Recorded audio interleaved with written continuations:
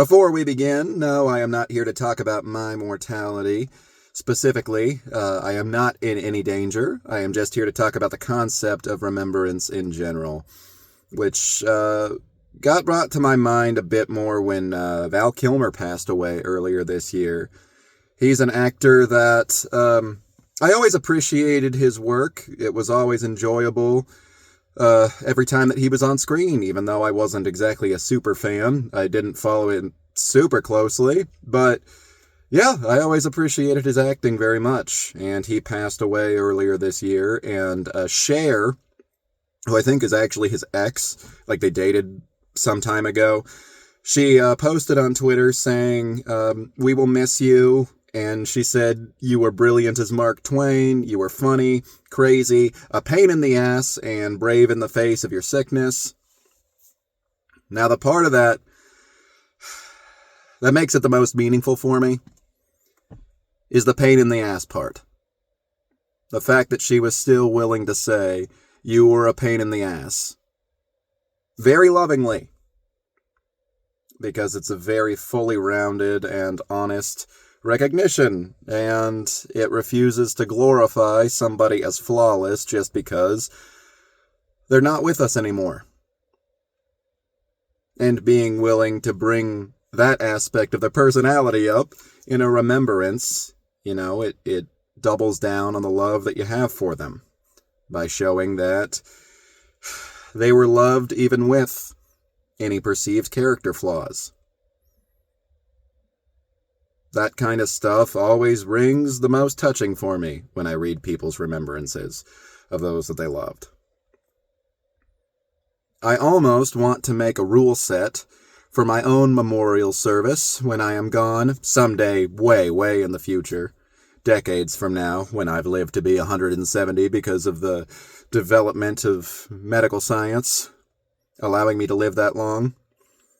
Yeah, when I'm gone, I want to have a rule set that when you talk about me, you have to give a fully rounded assessment of your experience with me, and it can ultimately still be appreciative, but I want people to hear the package deal.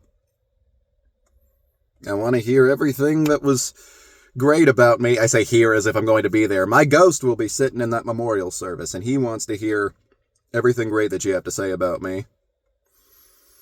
And also hear about any interesting quirks or outright flaws that you experienced of me, because they do exist. I know it's incredibly shocking. But I was a human being. And so yeah, I was a package deal.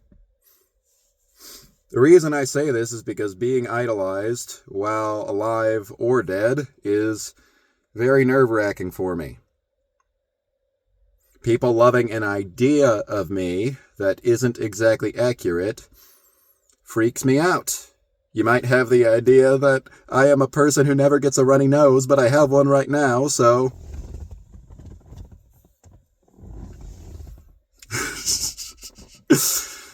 yeah, it makes me uncomfortable when I meet somebody and I can tell that they're already getting a whole bunch of ideas about me, even positive ideas, that I don't find to be 100% an accurate reflection of who I am. Because they're going to have to find out something about me that they're not expecting and that they might not like. And beyond the grave, somebody thinking of me as flawless, yeah, it just freaks me out. It just freaks me out. And it speaks to the complicated nature of people that everything that we admire about somebody can be flipped to be something that we can laugh at them for or outright criticize. Somebody's strong determination in something they were passionate about, with a flip of perspective, could be seen as unhealthy obsession. Excessive punctuality, like always going to be to things on time, always going to do things exactly the way that they said they would, could be seen as rigidity, having no flexibility. And even a great sense of humor that somebody always had could be seen as an unwillingness to take anything seriously. It's just all a matter of perspective, and Those two sides are often both the case in a lot of those situations. No perspective is perfectly correct. That also means that no perspective is completely incorrect. I also think that glorifying somebody just because they've passed on also removes the lesson to people that follow in their footsteps, or the lesson that somebody could have if they're trying to follow in my footsteps if I ever inspire them. The lesson is we can take inspiration about individual qualities of people and use our awareness of potential pitfalls to possibly even push beyond what they were able to do. You could look at Bobby Fischer's incredible achievements with chess and also look at the psychological torment that he went through to just be like, I'm going to be aware of that. And then perhaps, not me, but perhaps another chess prodigy out there could use that awareness to even exceed what he was able to do and the skill that he was able to attain. Now, my tiny reversal to this whole point is that I have unfortunately grown to appreciate certain famous people only after I heard that they had passed. 3 examples from 3 different avenues. Juice WRLD. I thought his music wasn't really for me. To some degree, I would say it's still not exactly, but his ability to just come up with this endless treasure trove of memorable vocal melodies is so impressive to me, and I only realized that after he was gone. Anthony Bourdain, I am not a foodie, so I didn't really expose myself to a lot of his work, but I find listening to him now extremely compelling. Anton Yelchin, even an actor that I would generally enjoy, but I just didn't ever think too much of. Really, really great actor who had a really beautiful, likable vulnerability to him that I'm sad that we can't see in any new projects. A sad but positive fact about people leaving us, and this is where I also don't exactly criticize people when they idolize somebody once they're gone. It makes the trivial details about them that don't appeal to us seem a lot less important. It's not really worth criticizing them for perceived character flaws when they're gone. Just what does it get us anymore? Or maybe it just shines a light on how unimportant those things ever really were for us to harp on. Right now, what does it get us to nitpick a person's personality and demonize them for it? There's a truck coming down the street. Let's hope that noise don't last too long.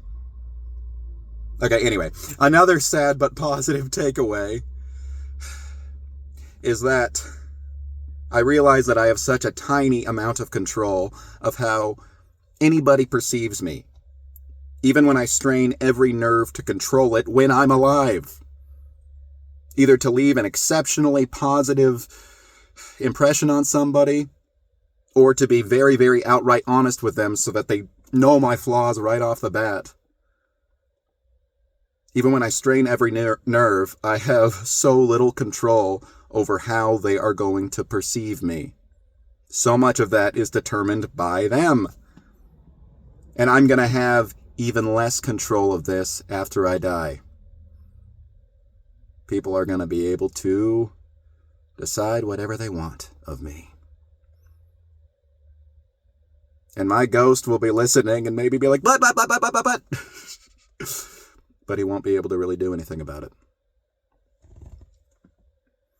I just want to end on one more counterintuitively touching story about someone's passing. Trevor Moore died suddenly back in 2021. He was a part of the Whitest Kids You Know, a very funny comedy group with a very messed up, hilarious sense of humor. And his friends, they did a live stream when his cause of death hadn't been revealed yet. It took some time for the actual cause to come out, but they did a live stream where they presented, finally, the way that he died, and they told this very obviously a joke story that was disgusting and made Trevor Moore look really bad and embarrassed him. beyond the grave. But that was so incredibly true to Trevor and to their friendship. They didn't feel the need to act any differently than they would if he were alive. They honored him with this disgusting made-up anecdote about how he died. And I find that really, really heartwarming. So, the last thing I'm going to say, another rule set for my memorial service. Whoever comes up with the most hilarious, disgusting, made-up story about how I went gets everything that's in my will. Very little, but you will get it. So, start writing it now, and someday, you just might have a Prius.